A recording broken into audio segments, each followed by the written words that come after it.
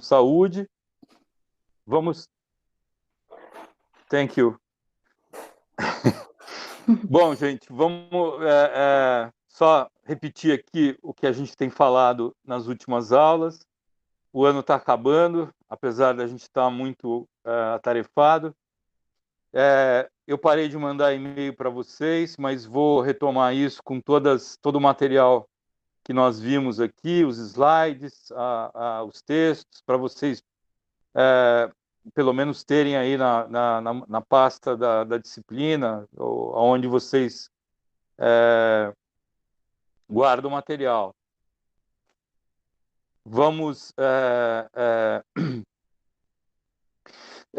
os alunos estão já... Eu mandei um exercício entre aspas, da prova. Alguns grupos já fizeram, já mandaram. Eu ainda não consegui corrigir e mandar a nota, tá? Assim que eu acabar esse período, eu vou retomar tudo isso e vou mandar os outros exercícios que vão compor a prova para vocês fazerem. Alguns colegas pediram, falaram que tem muita prova, vocês estão fazendo muita prova agora nesse período, né? Não sei se é essa semana ou a próxima.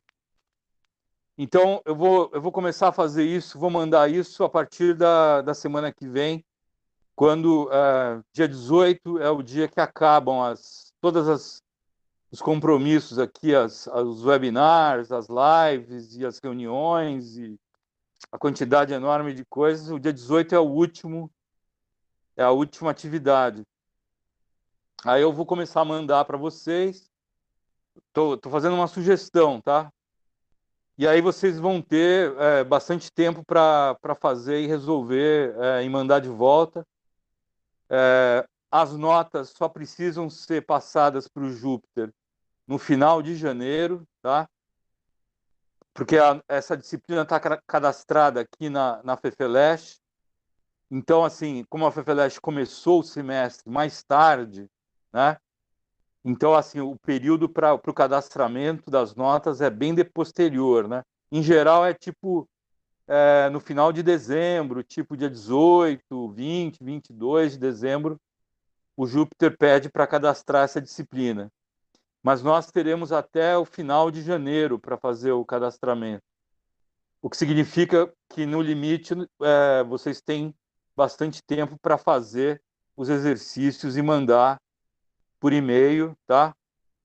Eu não vou viajar, eu vou estar de férias em janeiro, mas vou estar trabalhando normalmente.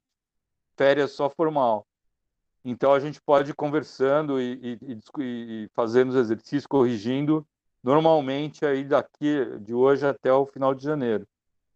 Então, a minha pergunta é se para vocês fica bom assim, ou se vocês querem fazer de outra forma.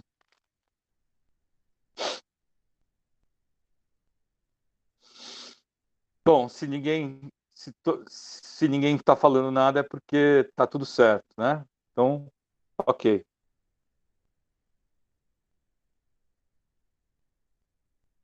Oi, Isabela. Achei que a Isabela ia falar alguma coisa. Tudo bem. Então, é isso. Então, eu vou mandar o material que falta e vocês vão fazendo os exercícios que compõem a prova à medida que eu for enviando.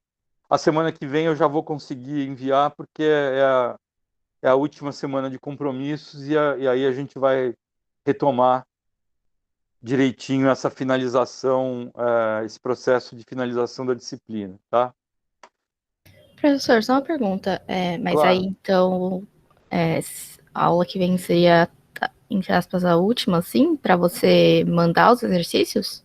Ou você mandaria ainda depois disso?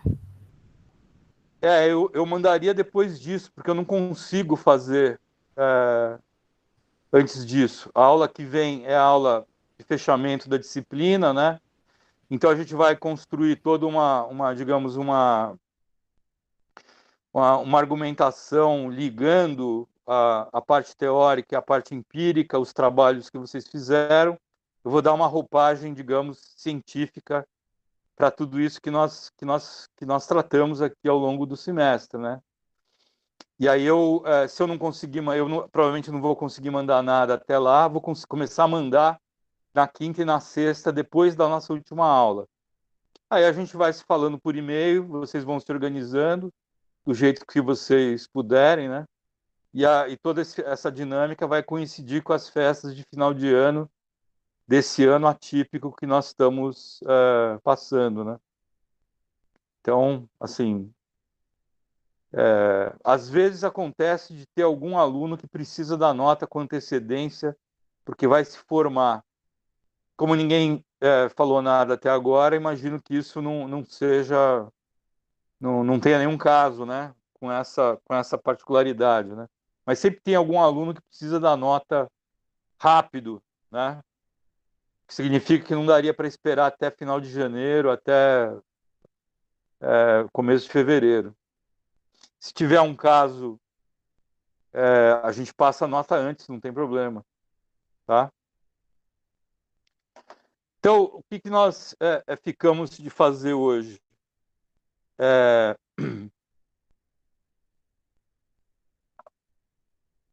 Ficamos de... Peraí.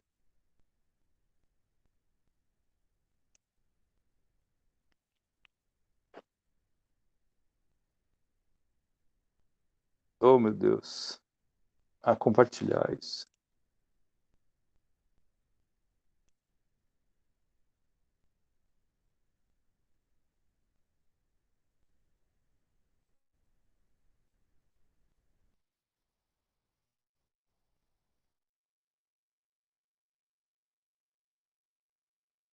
Ficamos de passar, de dar os dois últimos temas da disciplina que nós não havíamos ainda discutido, né? Então, eu fiz aqui uma apresentação do tema do comércio e do meio ambiente, focado no conceito dos padrões privados, que é o conceito que o pessoal do direito utiliza para falar de estándares, de padrões, né? De regras e normas produzidas por atores não estatais, né? E a base da apresentação é a professora Vera Helena Torstensen, que professora da Fundação Getúlio Vargas. Ela morou muito tempo em Genebra, trabalhou na Organização Mundial do Comércio, ela é uma especialista em comércio internacional e meio ambiente, que é um tema que está dentro do escopo da disciplina, né? Embora a gente vá fazer um recorte muito específico, realçando o problema, a questão dos padrões privados, né? Que é o outro nome que nós demos aqui na disciplina para regulação privada, governança privada, autorregulação, né? Que as ONGs, o terceiro setor, o setor privado e outros atores não estatais vêm produzindo, né? E esses textos estão aqui para vocês verem, né? Na revista de política externa tem o texto de 2013, e ela fez um e-book com a colega dela, a Andréa Costa Vieira, que também está disponível na internet, tá? Que trata exatamente das barreiras não tarifárias ao comércio internacional. Vocês vão ver a discussão que a gente vai ver aqui. Vou resumir aqui a discussão do comércio internacional nos últimos 70, 80 anos, tá? Para a gente chegar no aspecto dos padrões privados, que são interpretados pela Organização Mundial do Comércio como barreiras técnicas ao comércio ou barreiras sanitárias e fitossanitárias. Depois vocês vão entender o que isso significa. Antes de entrar nisso, só para lembrar vocês, no valor econômico de ontem, né, tem uma notícia que tem interesse direto aqui para tudo que nós discutimos. Vocês devem se lembrar do livro do Tim Booth e do Walter Matley, onde, em 2008, né, a Security Exchange Commission, que é o órgão regulador do mercado de capitais nos Estados Unidos, seria, digamos, o correspondente à Comissão de Valores Imobiliários, né, que é o órgão regulador do mercado de capitais no Brasil. A SEC passou a reconhecer os padrões do International Financial Reporting Standards, são os padrões criados pelo International Accounting Standards Board, que é uma organização privada sediada em Londres, que produz, né, esses standards de reporting. São standards para as empresas multinacionais simplificarem e reduzirem os custos de reportar as suas demonstrações financeiras, tá? Então, isso aí é um padrão utilizado por empresas não financeiras, né? Que virou o grande padrão internacional de fazer, de reportar demonstrações financeiras. Então, 134 países aderiram ao padrão de demonstrações contábeis do IASB, né? Que tem o IFRS, né? O International Financial Reporting Standards, com o objetivo de melhorar os relatórios financeiros de empresas não financeiras. A gente discutiu isso numa das aulas, não faz muito tempo, acho que 4, 5 aulas atrás. E vocês estão acompanhando aí a rápida evolução da discussão ambiental no mundo corporativo, né? Vocês viram já a sigla ESG, né? Environmental, Social and Governance, que é a sigla que está, digamos, se transformando num padrão hegemônico para as empresas poderem reportar seus programas, ações e políticas na área ambiental, sobrepondo, né, o ambiental e o social. E ontem no Valor tinha uma matéria dizendo que essa instituição aí, o IASB, está criando um novo padrão IFRS para os relatórios de sustentabilidade das grandes empresas multinacionais.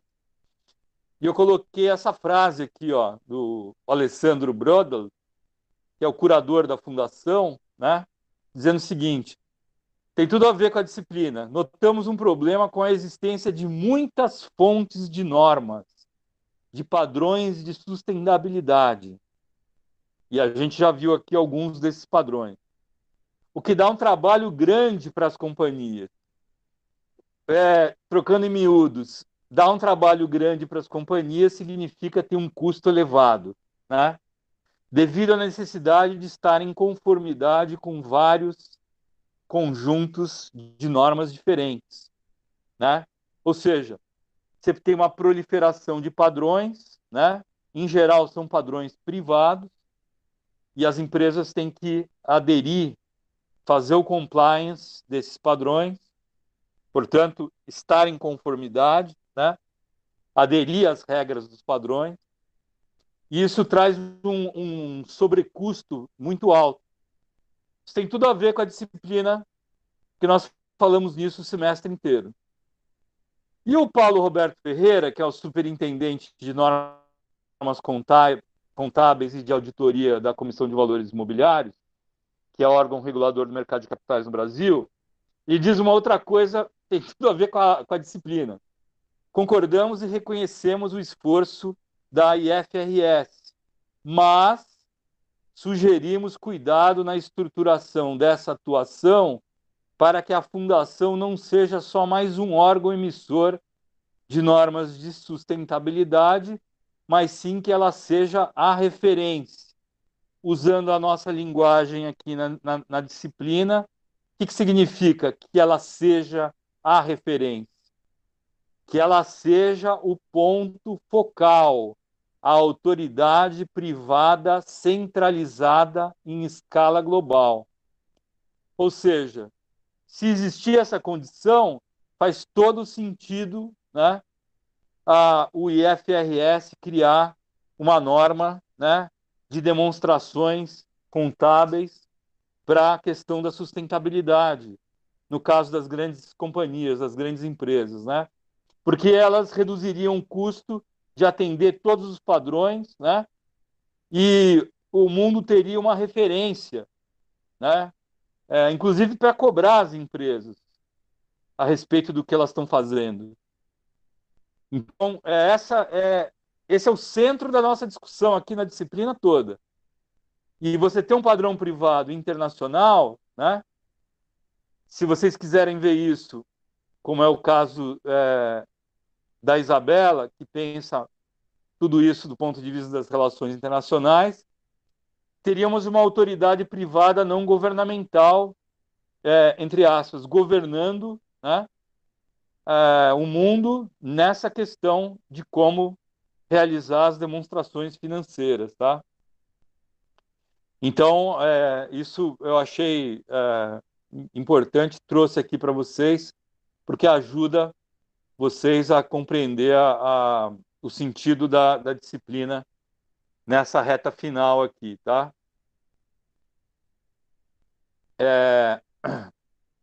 Bom, agora saindo um pouco do valor econômico e entrando na discussão que a Vera Helena Torstensen quer fazer, né? Então, só para vocês entenderem, nós falamos aqui em todos esses conceitos, né?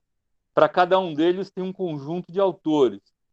O pessoal chama de regulação privada, outros chamam de governança privada. Vimos o primeiro texto que vocês leram, falava em governança transnacional, né? Do Charles Rogers e do Peter Duverne, né?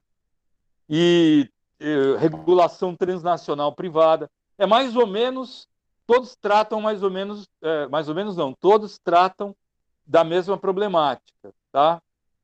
Da ascensão de atores não estatais produzindo regras e normas.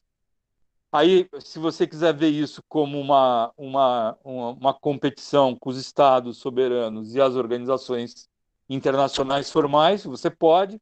Se você quiser ver isso como um novo fenômeno que complementa a regulação e a governança dos estados soberanos e das organizações internacionais, você também pode. Isso não está fechado na discussão. Já fizemos essa discussão várias vezes aqui na disciplina, tá?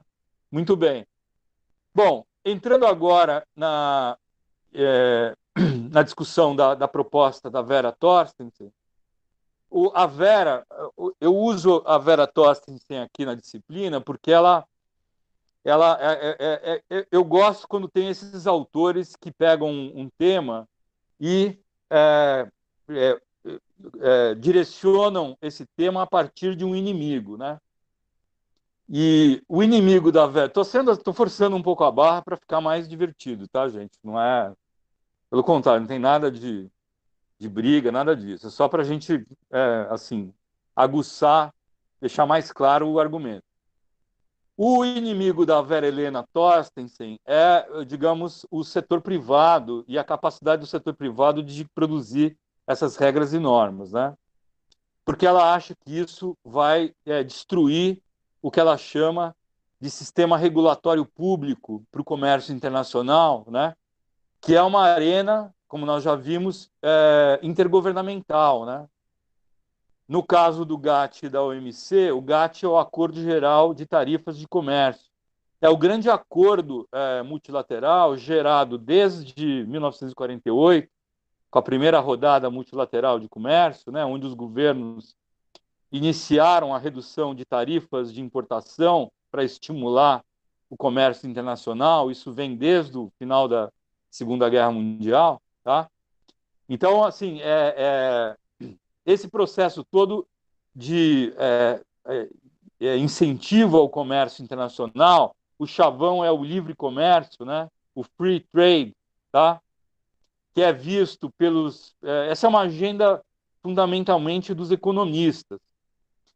E um pouco também da ciência política e das relações internacionais, porque toda essa discussão do comércio internacional ela está associada à ideia de que um mundo com mais comércio, com mais investimento, um mundo globalizado, tende a reduzir o risco de conflitos, de guerras, né? E é isso que animou, digamos, exatamente no pós-guerra, a Europa e os Estados Unidos, né? Num primeiro momento, depois Japão, Coreia, num segundo momento, a reduzir as tarifas de importação, os gravames, o imposto de importação sobre mercadoria, tá? Então foram muitas e muitas rodadas de negociação para redução de tarifas, tá? E hoje as tarifas de importação são relativamente baixas entre os países, né? A redução foi substantiva nesses últimos 60, 70 anos. E a agenda dessas negociações dentro dessa arena intergovernamental, elas foram mudando. Deixou de ser relevante reduzir o imposto de importação e começaram a entrar outros temas, né, nas rodadas, nesse modelo intergovernamental, que foram, por exemplo, a questão dos subsídios. Então, práticas desleais de comércio, né? O subsídio, por exemplo, quando o governo dá algum tipo de incentivo para um setor ou para uma empresa para competir no mercado internacional, né?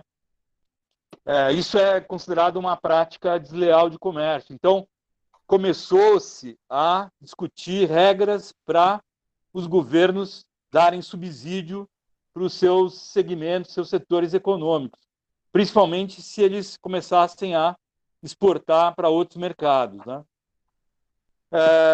Outro exemplo de prática desleal de comércio é o dumping, né?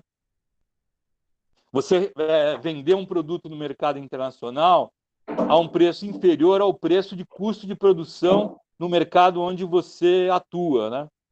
Essa é outra prática desleal de comércio. Bom, dá para a gente falar um semestre inteiro, um ano inteiro sobre esse assunto, porque comércio internacional são centenas de disciplinas aí sobre os mais variados assuntos. Mas eu tenho que resumir aqui para vocês, tá?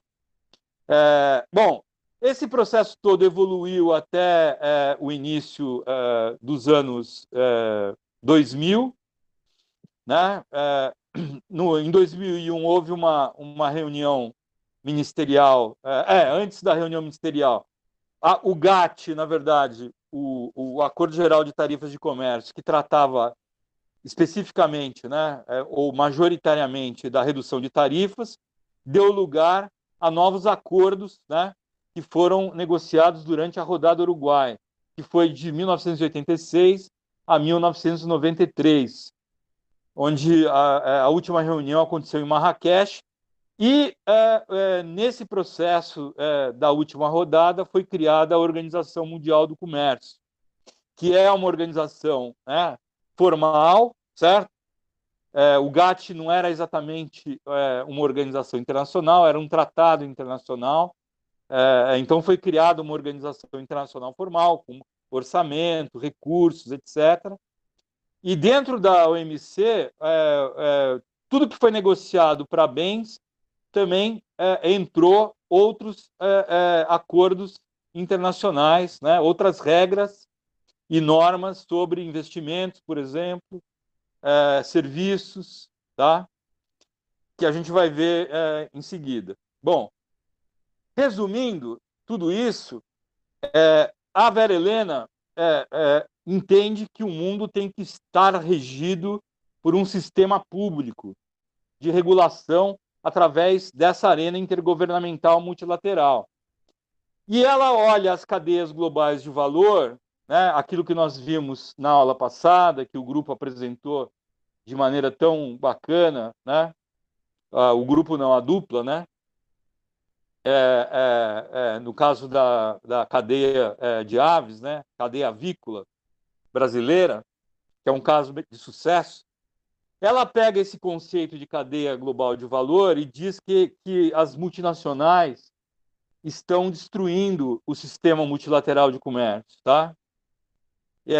E por quê? Porque as empresas aprenderam, entenderam que elas são rule makers, não rule takers, não são tomadoras de regras. Não são mais os governos que dizem qual o ambiente regulatório que elas devem operar, né? São elas que criam esse ambiente regulatório. Bom, isso fica muito claro, é só pegar as big techs, né, as grandes empresas do Vale do Silício, para vocês verem o que significa isso que eu estou falando, né?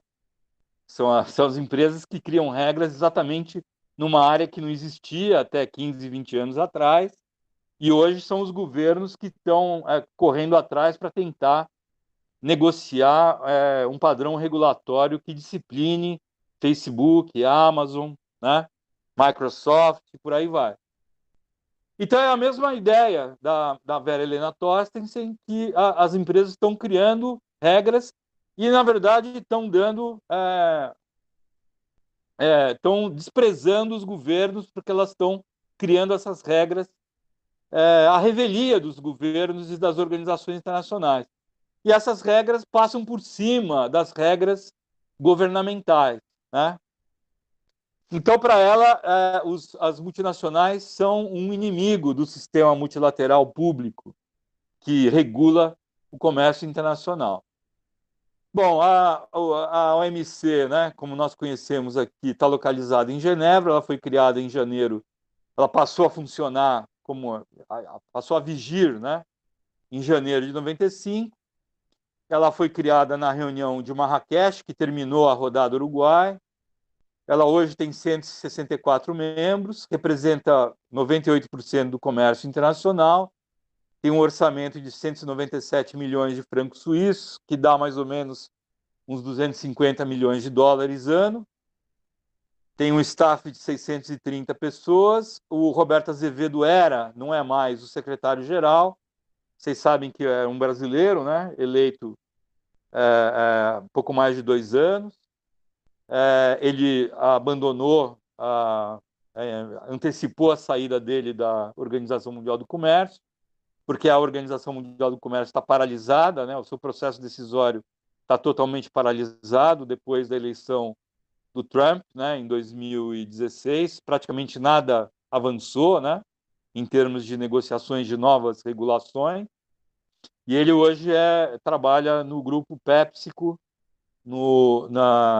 mora nos Estados Unidos e não é mais o secretário-geral, tá? Então, a OMC tem o quê? O que ela tem que fazer? Administrar os acordos de comércio. Ela é um fórum de negociação, tá? Através de comitês e conselhos que se reúnem uma vez ao ano para referendar aquilo que foi negociado. Ela, digamos, ela tem um sistema de resolução de controvérsias, é uma espécie de tribunal internacional para resolver disputas comerciais, né? Ela tem um Trade Policy Review, que é um mecanismo de monitoramento das políticas comerciais, do que os países podem ou não podem fazer no âmbito do comércio internacional. E ela dá assistência técnica e treinamento para países muito pobres, países que não têm condições sequer de mandar delegações às reuniões que acontecem em Genebra sistematicamente, né? E ela busca cooperar com outras organizações internacionais. Essas são as atribuições, tá? Em termos de escala global, em verde são todos os países membros, né? Tem alguns países que são observadores. Em geral, são países pobres que não têm muita relevância no comércio internacional.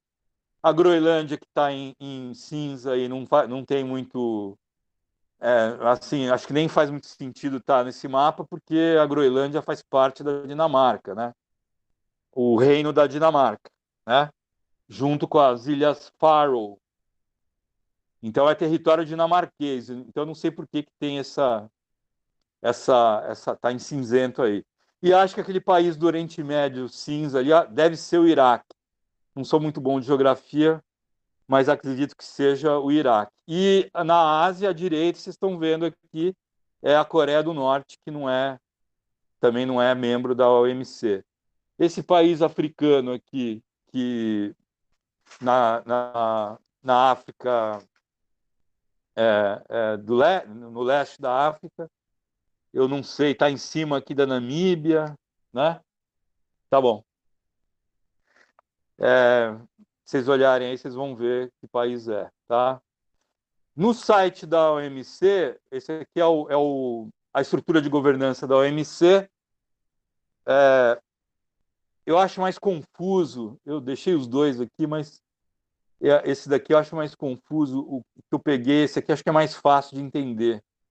Então, você tem a conferência ministerial, que acontece uma vez por ano, o Conselho Geral, que tem representação dos diferentes conselhos e comitês, tá? Aqui à direita é todo o funcionamento do órgão de solução de controvérsias, né? É uma espécie de tribunal, tem inclusive o Appellate Body, é o órgão de apelação, você pode apelar, né? Ou seja, tem uma segunda instância aqui para você, se você não concordar com o veredito dos juízes, você pode apelar para uma segunda instância. E tem o Trade Policy Review, que a cada 4 anos os países submetem a sua política de comércio exterior a esse órgão aqui, tá? E aí ele diz, o que você está fazendo está errado, tem que mudar, você tem que, né, disciplinar as medidas de comércio exterior que o país adota, segundo as regras multilaterais. Aí aqui embaixo você vai ter o Conselho de Bens, o Conselho da Propriedade Intelectual, que é outro tema novo que entrou na agenda da OMC, o TRIPS, né? O Conselho de Serviços, que é um outro acordo também importante, o Comitê de Negociações Comerciais. Aqui tem alguns comitês plurilaterais. O que quer dizer o plurilateral? Quando você não tem consenso para fazer uma negociação com todos os atores no âmbito multilateral, você cria um ambiente, né, com aqueles que têm interesse no tema. Aí são apenas os países, né, através da sua diplomacia, que têm interesse naquele tema, que fazem parte do processo negociador. Aí a gente chama isso de um comitê plurilateral. Então, tem um comitê plurilateral sobre um acordo de tecnologia da informação. A regulação sobre isso não foi criada ainda, e tem um outro sobre aeronaves civis, né, e compras governamentais, tá? Bom, aí depois tem um monte de outros. O que é importante aqui? Embaixo do comitê do Conselho de Bens, tem vários comitês. Acesso a mercados, agricultura e para que nos interessa aqui hoje, medidas sanitárias e fitossanitárias e barreiras técnicas do comércio exterior, tá? E tem um monte de outros temas aqui que não vale a pena a gente entrar nos detalhes, porque vai tomar todo o tempo da aula, e a aula aqui não é uma aula sobre o comércio internacional e a OMC. Bom, só para vocês terem só um dado aqui, está um pouco desatualizado, mas não mudou muito. O Brasil é um país bastante fechado. Se você pegar os países do G20 e somar exportação e importação e dividir pelo PIB, dá um valor aí relativamente baixo, tá? O comércio exterior brasileiro representa 1,11% do comércio internacional em 2015. Não mudou muito de 2015 para cá e sempre foi bastante baixo. Vocês estão vendo aqui, ali em verde, né? Não muda muito, vai de 0,8, 0,7 para 1, 1,2, 1,3, é sempre mais ou menos o que o Brasil representa. Ou seja, nós exportamos pouco e importamos pouco em relação ao PIB, tá? A China, obviamente, saiu do 0 para 11,9%. Tem os Estados Unidos, que estão em segundo lugar, não aparecem aqui, né? Mas é mais ou menos essa situação. Bom, qual é o argumento da Vera Helena Thorstensen? Que essas empresas, nas suas cadeias globais de valor, estão criando, né, barreiras não tarifárias. Ou seja, não diz respeito à tarifa de importação. Entre as barreiras não tarifárias, tem 2 barreiras que ela vê como nocivas ao comércio internacional. São os padrões, principalmente os padrões, os estándares ambientais de sustentabilidade, que obviamente as empresas criam junto com as ONGs, né, para facilitar o comércio e produzir aquele efeito que nós vimos aqui junto aos stakeholders, ao consumidor, né? Tem todo aquele sistema de integridade que compõe o padrão ambiental, enfim. As empresas fazem isso, os consumidores, de alguma forma, chancelam isso, os stakeholders também. Isso tudo à revelia dos governos. Então, ela entende que isso é uma barreira não tarifária, porque vocês vão ver, os governos usam, né, dessas ferramentas, desses instrumentos para promover o protecionismo. Por trás da questão da proteção ambiental, teria um interesse protecionista, né? Bom, em razão disso, a OMC respondeu, né, e criou um acordo internacional sobre as barreiras técnicas ao comércio internacional. Entram nessas barreiras técnicas exatamente esses padrões, esses standards ambientais, né, que nós já falamos exaustivamente aqui na disciplina. E um outro tipo de barreira não tarifária, né, também considerado um instrumento protecionista, seriam as medidas sanitárias e fitossanitárias, que envolvem padrões, por exemplo, na comercialização de frutas, né? Vocês sabem que o Brasil exporta quase 500 milhões de frutas por ano. A principal fruta exportada é a manga. Então, por exemplo, se o Japão, que é um grande comprador de manga, se eles têm uma produção expressiva de manga, eles criam uma medida sanitária ou fitossanitária para impedir a manga brasileira de entrar no mercado japonês. Então, esse é um exemplo de barreira fitossanitária, né? Então, a OMC criou um acordo internacional para disciplinar quais medidas podem e quais não podem ser adotadas, exatamente para tentar coibir ou impedir os governos de lançarem mão de medidas sanitárias e fitossanitárias como um instrumento de proteção do seu mercado doméstico, dos seus produtores domésticos, tá? Então, os temas em voga na discussão de barreiras técnicas ao comércio, de medidas sanitárias e fitossanitárias, são todas essas que nós vimos aqui. Questões relativas à sustentabilidade, ao desenvolvimento sustentável, à mudança climática, à proteção ao meio ambiente, à biodiversidade. A coisa que a gente viu que é mais recente, o tratamento degradante a animais, falamos de selos e certificados que tratam disso, a pegada de carbono, a pegada da água, os padrões trabalhistas, a questão do trabalho escravo, que nós falamos também, o problema da segurança alimentar e por aí vai. E, digamos, os malvadinhos aqui da Vera Helena Thorsten, da Vera Helena, são esses aqui, né? Ela cita, alguns a gente já viu aqui. Não é o caso do consórcio, do British Retail Consortium, que é uma associação do varejo, né, britânico, que criou uma espécie de certificado. O Rainforest Alliance, nós vimos aqui, é aquele selinho do sapinho, né? O Sustainable Agriculture Network é exatamente o mesmo sistema de regras da agricultura sustentável. O Global Good Agricultural Practices é o Global GAP, é o padrão privado europeu. O ISEO é uma espécie de meta-padrão de todos os padrões, porque, no fundo, o ISEO é uma associação de todos esses padrões que funciona na Europa.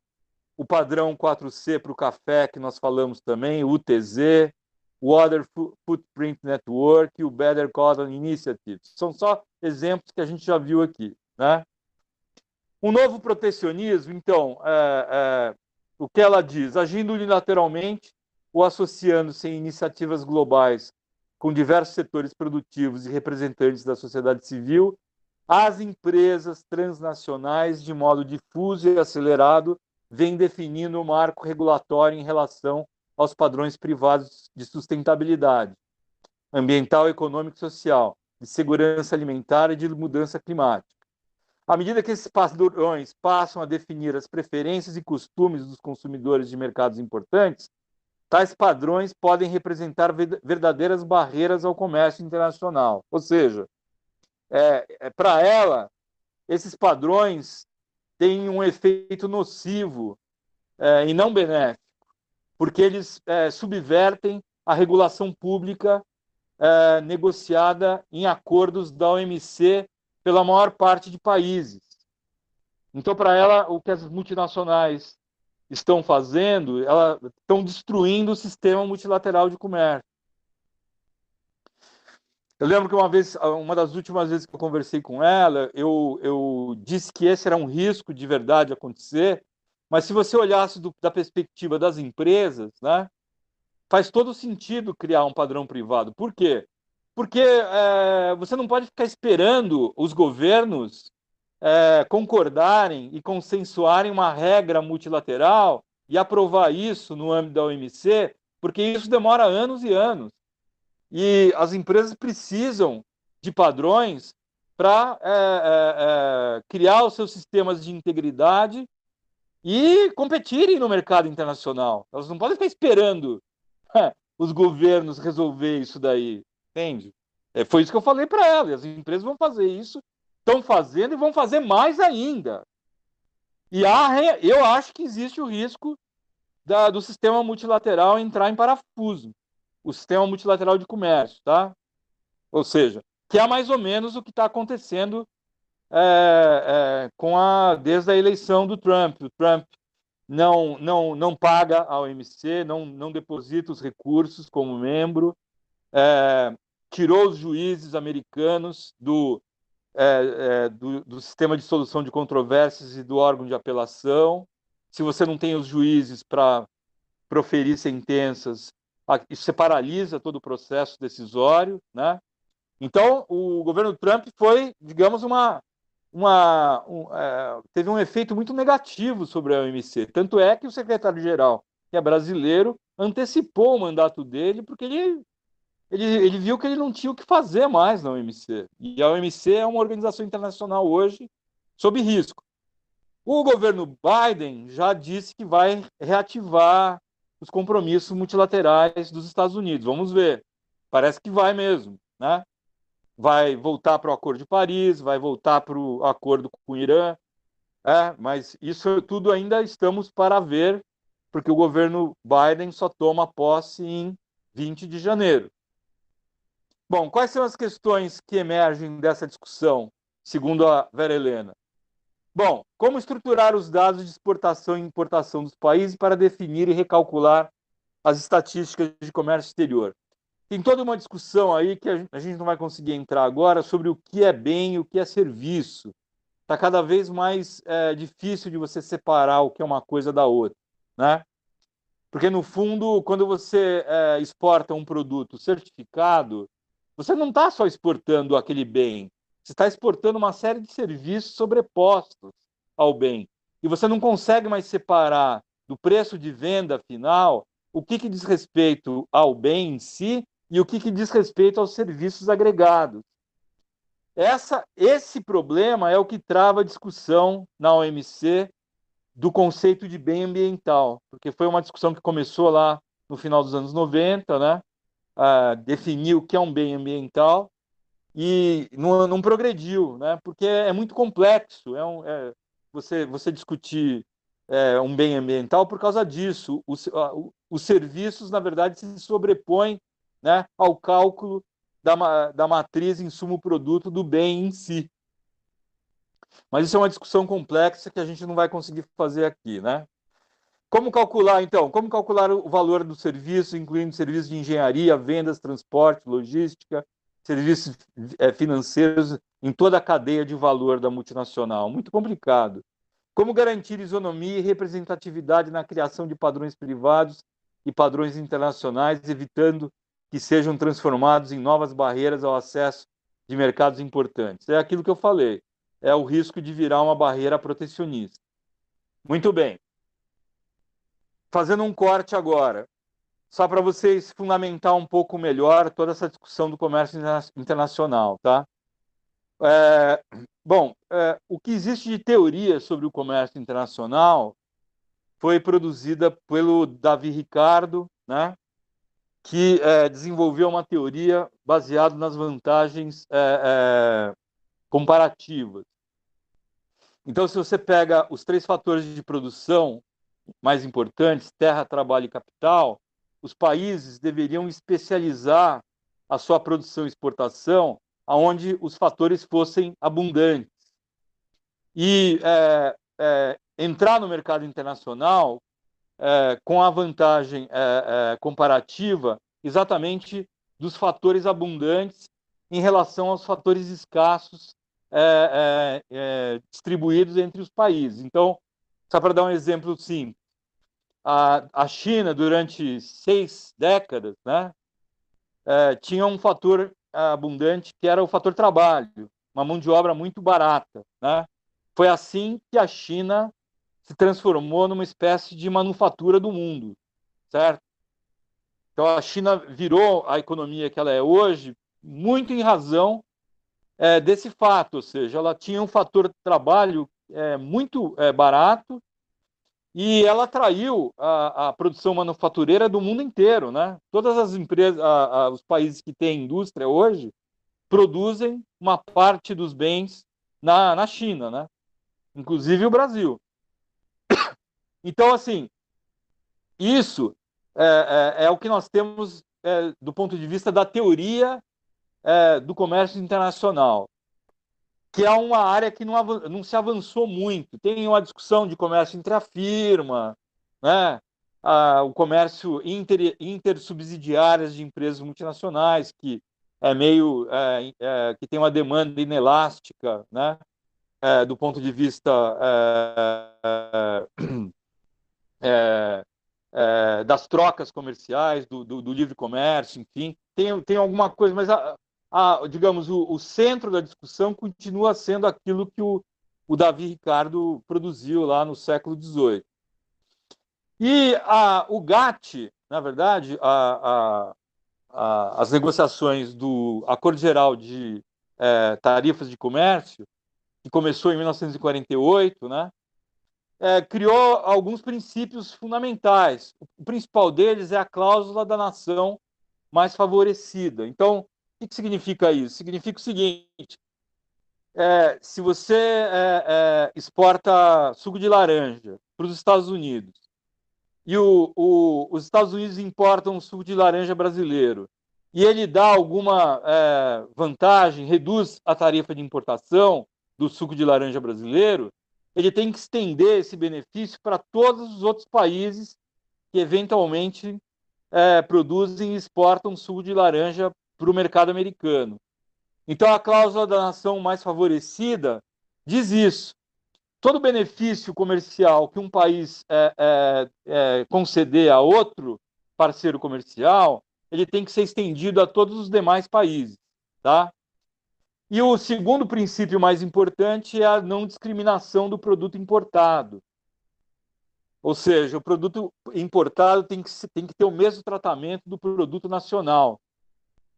Isso são princípios do comércio internacional para garantir o quê? Um sistema multilateral, livre, né? Que promova o livre comércio e que todas as nações do mundo ganhem, né? Não na mesma proporção, mas que todas possam ganhar com o comércio internacional. Então, assim, é mais ou menos isso que essa slide diz aqui. Tornar as trocas mais livres, o livre comércio, sem discriminação, né? Tá? Bom, aquilo que eu falei para vocês, o problema todo de 30, 40 anos para cá não foram mais as barreiras tarifárias, foram as barreiras não tarifárias. E principalmente as barreiras técnicas, né? Como nós vimos aqui, tá?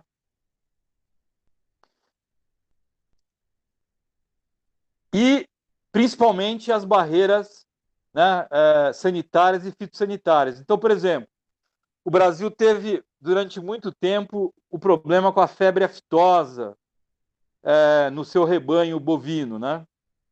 Esse é um problema sanitário, né?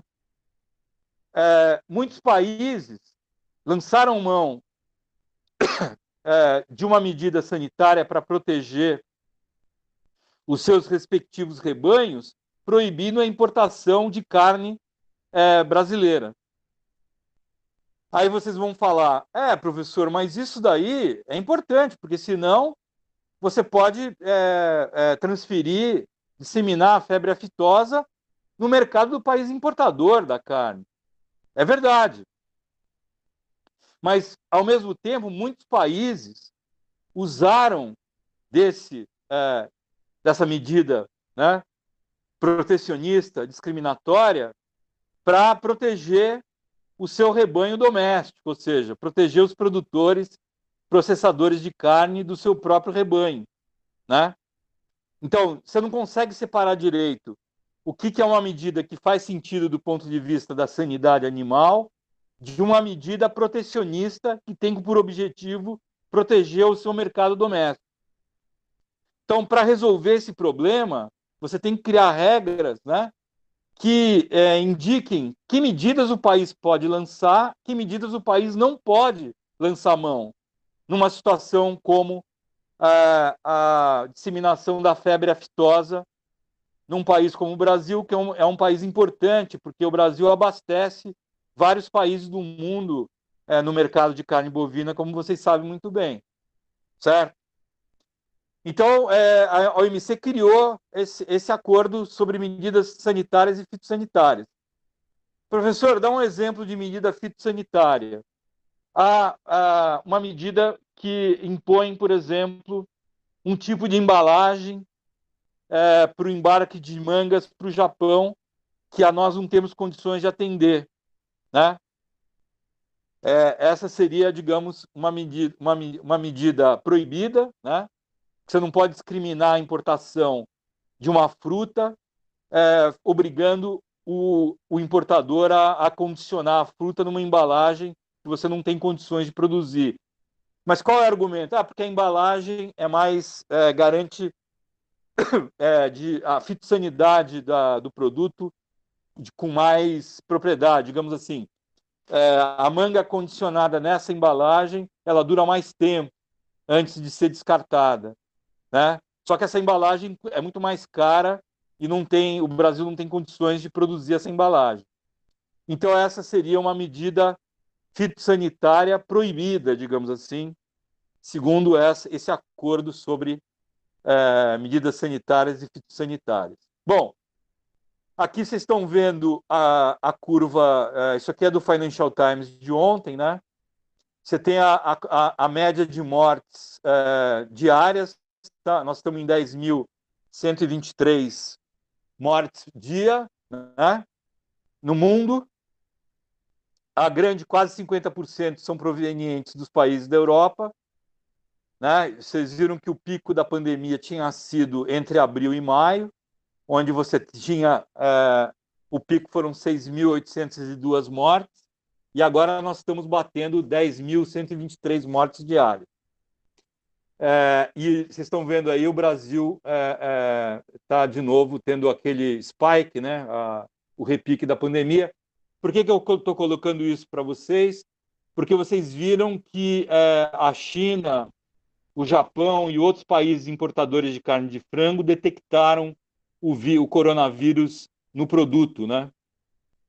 E isso é exatamente um exemplo de uma possível medida, né, sanitária, porque esses países podem exatamente invocar a presença do vírus no produto e proibir a importação de carne de frango do Brasil, o que vários países já ameaçaram fazer, né?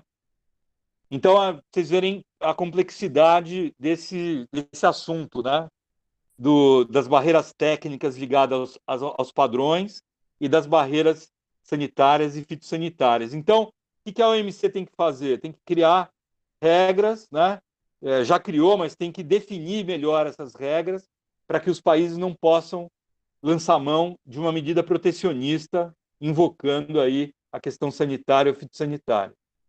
Então, você tem esses dois acordos da OMC, um chama Technical Barriers to Trade e o outro chama Sanitary and Phytosanitary Measures, né? No primeiro, você tem barreiras regulatórias ao comércio, são regulações técnicas, padrões, tudo aquilo que nós vimos de certificações e selos entram aí no item 2, são padrões. E procedimentos de verificação de conformidade.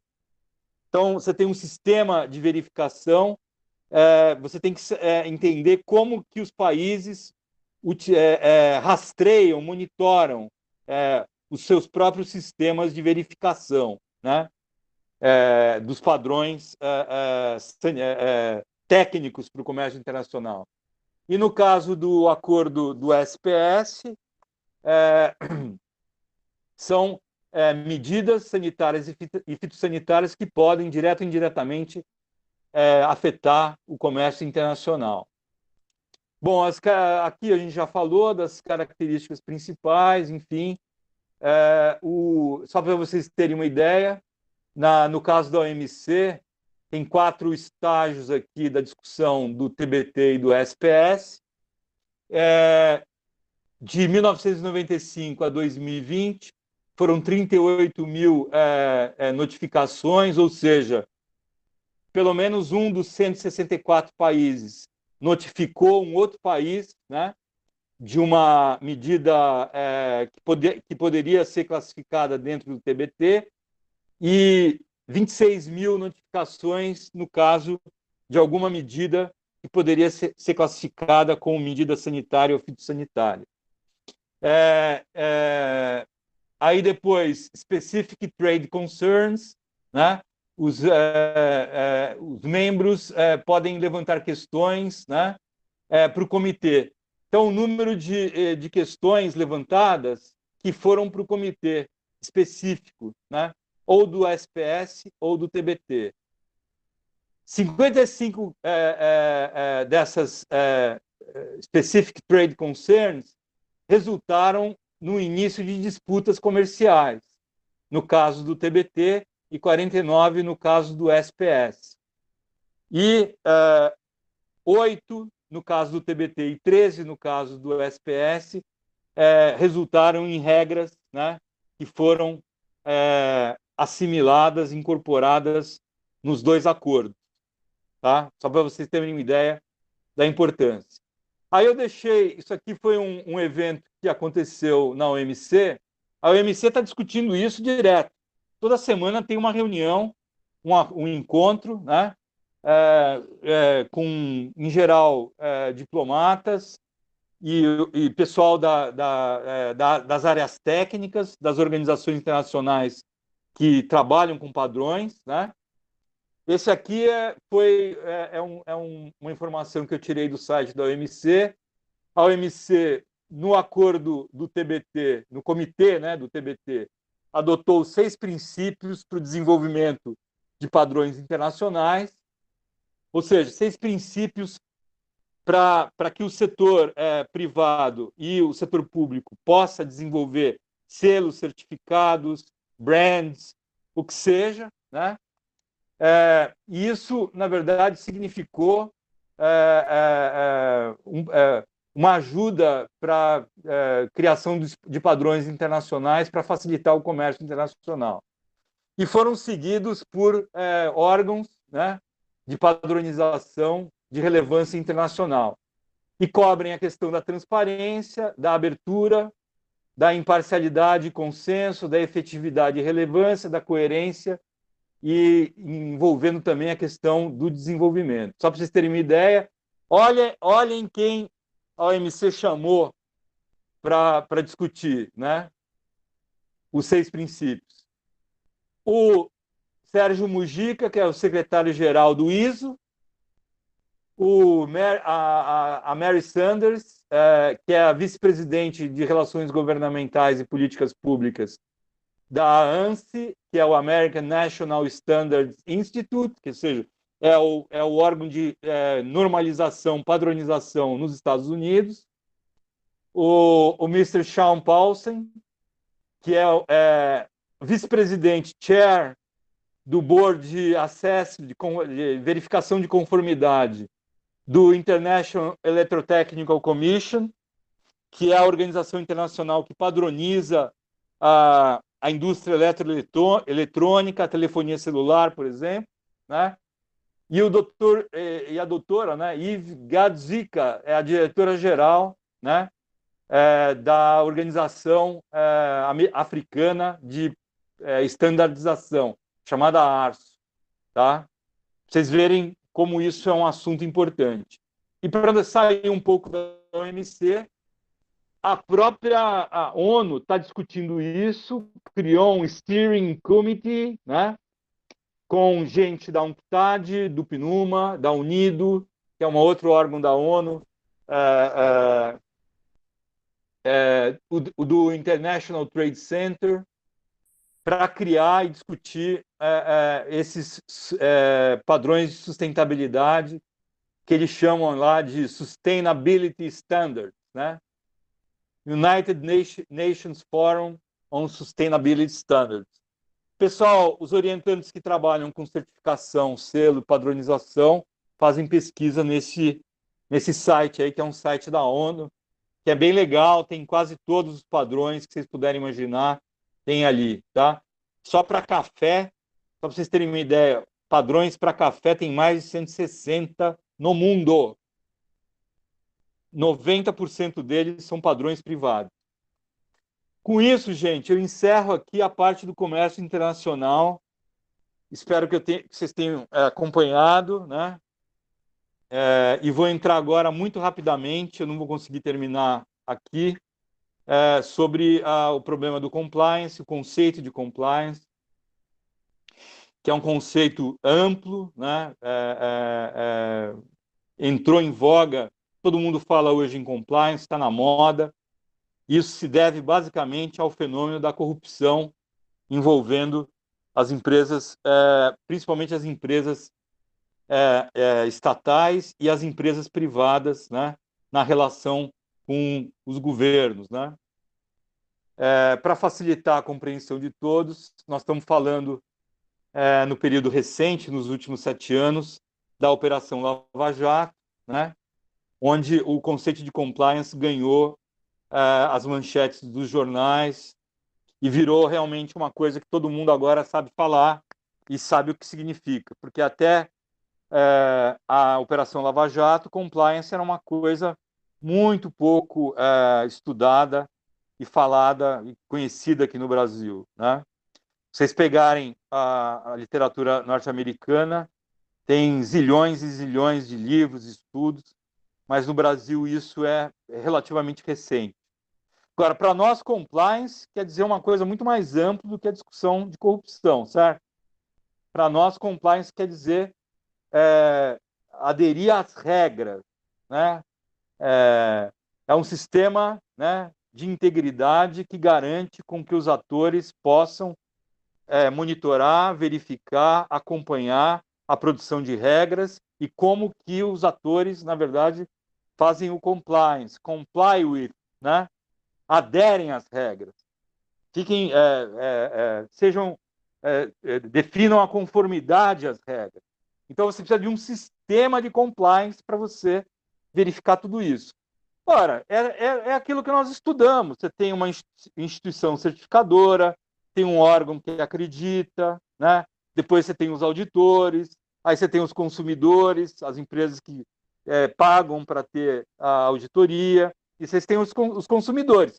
Tudo isso, na verdade, garante o quê? Um sistema de integridade, ou um sistema onde a integridade é garantida pelo compliance, tá?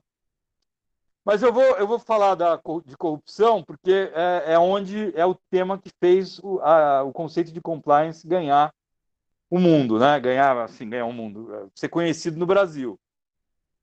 Então, a discussão da Lava Jato, no fundo, do ponto de vista científico, o que está por trás de tudo isso é o conceito de compliance. Os jornalistas saem sempre na frente quando você tem um grande evento político institucional, como foi o caso da Operação Lava Jato, Vocês têm aqui o livro do Vladimir Neto, que foi um dos primeiros a ser lançados.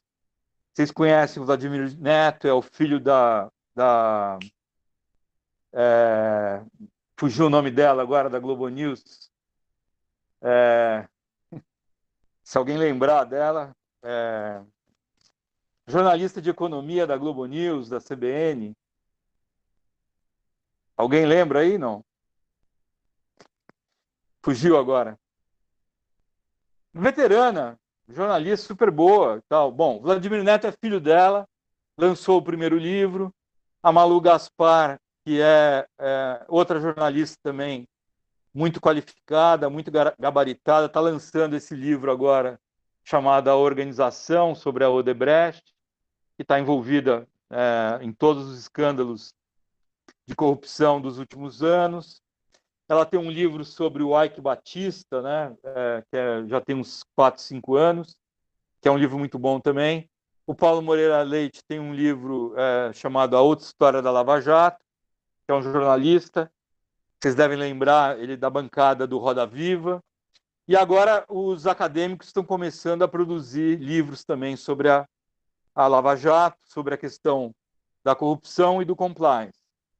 E uma delas é a Fabiana Alves Rodrigues, que lançou agora, semana passada, o livro Aprendizado Institucional e Ação Estratégica na Justiça, exatamente sobre a Operação Lava Jato. Tá? Bom, vou agora ampliar um pouco a discussão para vocês verem as diferentes abordagens do que é do conceito de compliance. Então vejam matéria do Financial Times. O headline é Saudi Arabia and Russia urge compliance on oil cuts, né? Então, vocês entenderem que a ideia, o conceito de compliance está ligado também às relações internacionais. Tanto às relações internacionais, à ciência política, quanto ao direito internacional. Porque o conceito de compliance é usado pelo pessoal do direito internacional para verificar se os países aderem aos tratados internacionais ou se não aderem. Tá? Não confundir com o conceito de enforcement, porque o conceito de compliance está ligado à aderência.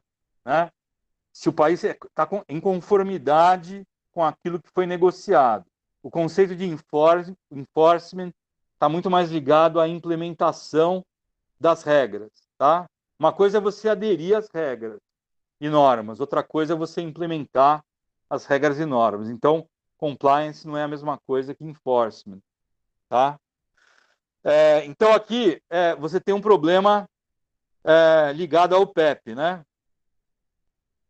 Porque quando você tem uma sobreoferta de petróleo no mundo, a OPEP se reúne, a OPEP responde por mais ou menos 40% da oferta mundial de petróleo. São 17 países, tá?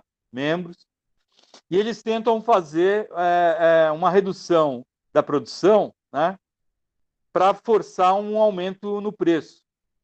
Então, eles se reúnem, em geral, em Viena, combinam o corte de preço. Então, a Arábia Saudita, que é o maior produtor mundial, obviamente, fica com a maior cota nos cortes do número de barris, né, da produção, da extração de petróleo, e isso é dividido entre os 17 países. Então, essa é uma abordagem de compliance da área de relações internacionais do direito internacional, porque, no fundo, a Arábia Saudita e a Rússia estão assim, pressionando para que os outros 15 países cortem a sua produção acordada na reunião de Viena. Ou seja, eles se comprometeram à adesão a uma regra. Qual é essa regra? Reduzir a produção de tantos por cento a tantos por cento. Só que os países têm um incentivo a não reduzir, a não cortar, a não reduzir. Por quê? Porque eles podem ganhar duas vezes, né? Eles não têm sanção. Não há uma autoridade acima que vai sancioná-los. Então, se os 16 países cortarem a sua produção, o preço subir, e você não cortar, você vai ganhar duas vezes. Você vai manter a produção e você vai vender o petróleo a um preço mais elevado. Tá?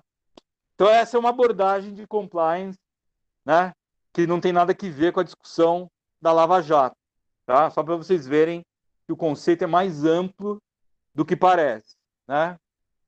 Vejam essa matéria do Financial Times também. O banco Wells Fargo, né? O chefe da área de compliance, do office de compliance, né? Deixa o cargo do banco, esse Mike Romer, né?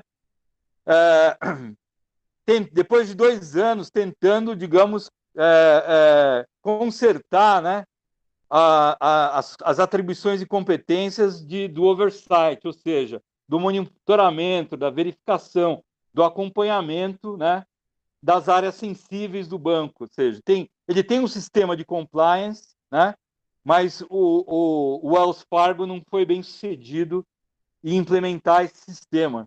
Então, esse Mike Romer, depois de 2 anos, largou mão, porque deve ter, na verdade, tem escândalos de corrupção envolvendo o banco aí, de malfeitos, ou seja, o sistema de compliance do Wells Fargo não foi bem sucedido a ponto de impedir esses malfeitos, tá? Aí o responsável, obviamente, pede demissão, né? E um outro conceito de compliance bastante curioso e diferente é a ideia da cultura do compliance, né? Então, você tem esse Lawrence Bates, que foi contratado pela Panasonic, né? Que é uma empresa japonesa, que era uma empresa que fazia televisores, né? Vários produtos da indústria eletroeletrônica, perdeu totalmente a capacidade de competir com os coreanos, né? Samsung, LG, etc. Foi chamado, na verdade, depois de outros escândalos envolvendo também corrupção, foi chamado para desenvolver um sistema de compliance, né, com uma cultura de compliance diferente, aberta à diversidade. Então, ele é homossexual, a matéria explica que ele é casado com um homem, tem 2 filhos, e ele, na verdade, vai criar um sistema, uma cultura de compliance mais diversa, colocando mais mulheres em cargos de chefia, mais negros, mudando completamente a cultura corporativa da Panasonic, que é aquela empresa japonesa muito fechada, muito tradicional, né? Muito heterossexual, tá? Então, tem essa ideia aí da cultura do compliance, né, que você pode mudar dentro de um sistema. Bom,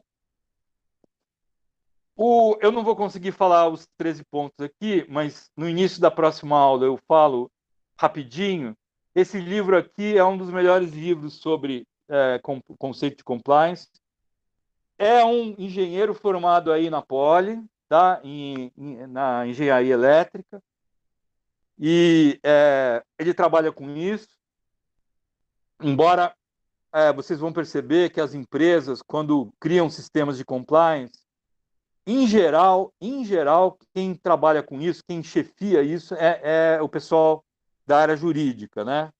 Mas não significa que todos são assim. O pessoal da engenharia, tem muita gente trabalhando com compliance, tá? O Wagner Giovannini é um jovem pesquisador, ele deve ter, acho que ele não tem 40 anos, fez um livro excelente. Quem me recomendou o livro foi o Jorge Abraão, que foi presidente do Instituto Etos, e hoje está naquela ONG Nossa São Paulo. E o livro é um guia mesmo, é para aqueles que querem desenvolver um sistema de compliance no mundo empresarial, no mundo corporativo. Tem os fundamentos, o programa, a criação do departamento, quais são os assuntos relevantes, quais são os processos que envolvem compliance, teste de compliance, canais de denúncia, investigação e casos, comunicação e treinamento, o dia a dia do compliance, as interfaces externas e internas, como fazer a gestão de pessoas dentro do sistema de compliance e a própria gestão do compliance. E, por último, citar o caso vocês vão achar estranho, mas se trata de um caso de compliance, esse problema da Rede Globo com o Márcio Smelling e a Dani Calabresa. Acho que vocês conhecem, né? A Dani Calabresa foi casada com o Marcelo Adnet. O Márcio Smelling era aquele cara que fazia o Zorra Total, depois virou diretor. E a revista Piauí, a Globo ontem no Jornal Nacional finalmente reconheceu isso. A revista Piauí publicou uma matéria detalhando os casos de abuso sexual, né, de assédio sexual e assédio moral sofridos pela Dani Calabresa por parte do Márcio Smelling, né? E tem outros casos também, outras atrizes que também sofreram, mas estão no anonimato. E isso, mas professor, o que tem a ver isso com compliance? Tem tudo a ver com compliance. Porque uma empresa como a Rede Globo, que produz novelas, entretenimento, ela tem que ter um sistema muito sofisticado de compliance às regras ligadas, né, à regulação civil e penal, né, que coíbem o abuso, né, o assédio sexual e moral no local de trabalho.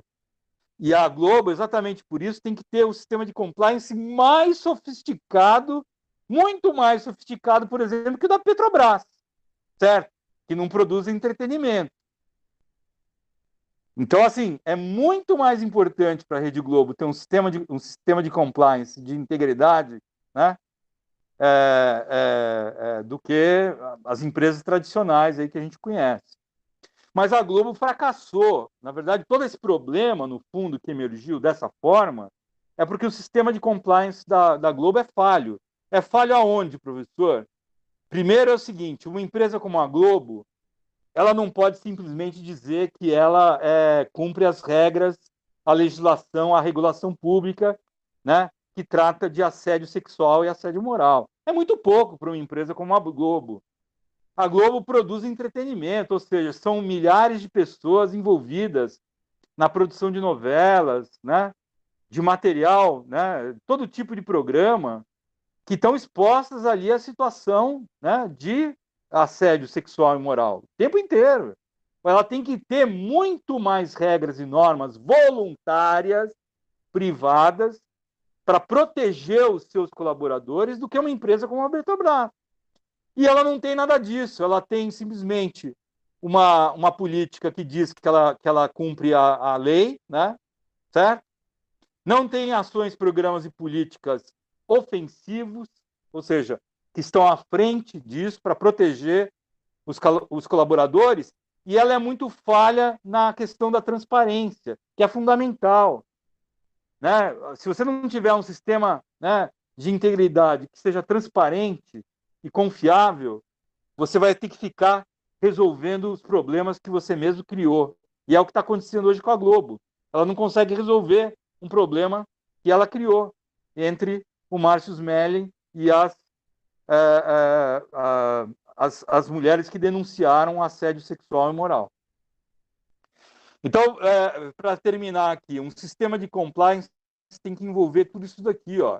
Requisitos, uma estimativa de risco que você está correndo, quais são os sistemas de controle, de oversight, a governança do sistema de compliance com outras áreas da empresa e com stakeholders externos, como se dá a auditoria do compliance, qual é a regulamentação que você vai seguir, quais são as regras da empresa que vão além da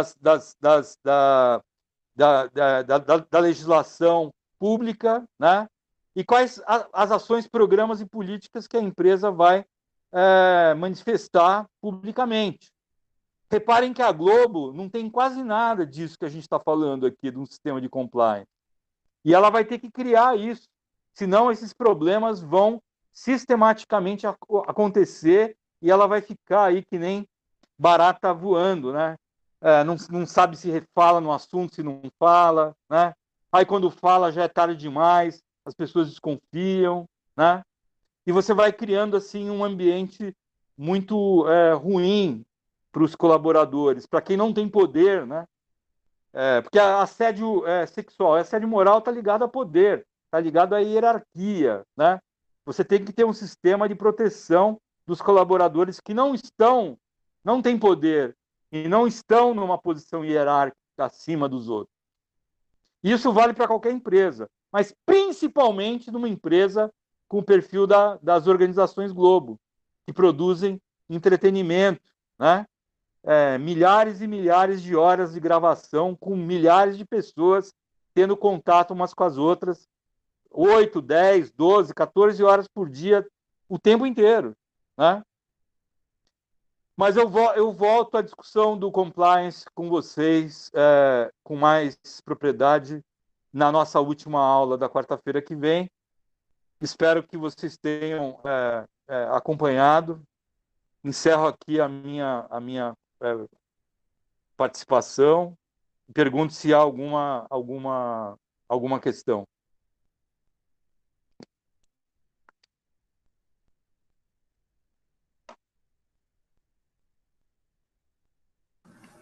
Oi, professor. Você pode repetir como que vai ser feita a entrega das questões da prova? Eu perdi isso no comecinho da aula. Então, eu mandei uma questão já, vou mandar as outras. Vocês vão fazendo, a gente vai se falando, tá? Em algum momento de dezembro eu vou calcular a nota vou passar para vocês as notas, né, de participação e da apresentação em grupo, e vão ficar faltando apenas as notas do exercício que a gente chama de prova, para calcular a nota final. Então, eu perguntei no início da aula se havia problema da gente fazer de todo esse processo acabar em janeiro. Ninguém falou nada, então eu entendi que para os alunos está tudo bem. Porque, na verdade, eu só tenho que passar as notas para o Júpiter no final de janeiro. Como vários de vocês me mandaram um e-mail dizendo que vocês estavam fazendo provas essa semana, não sei se é essa semana ou a próxima também, mas que vocês estavam fazendo provas, e se pudesse adiar todo esse processo, então, para mim, não tem problema. Professor, tem como...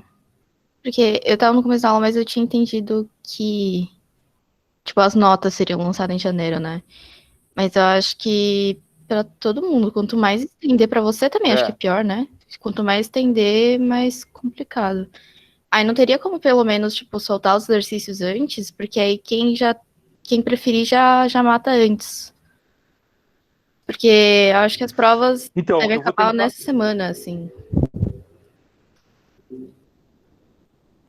Tipo, depois de amanhã? Hoje é quarta, quinta, sexta. Acho que a maioria, sim. Aí se não for também, aí Tá, fica, então... tipo, a critério do grupo. Aí fica, sei lá, para enviar até o final do mês, não sei como você preferir. Porque nem o meu grupo é um dos grupos que fez Não, rapidinho aquele primeiro exercício, porque a gente já quer se livrar logo, entendeu? Tá.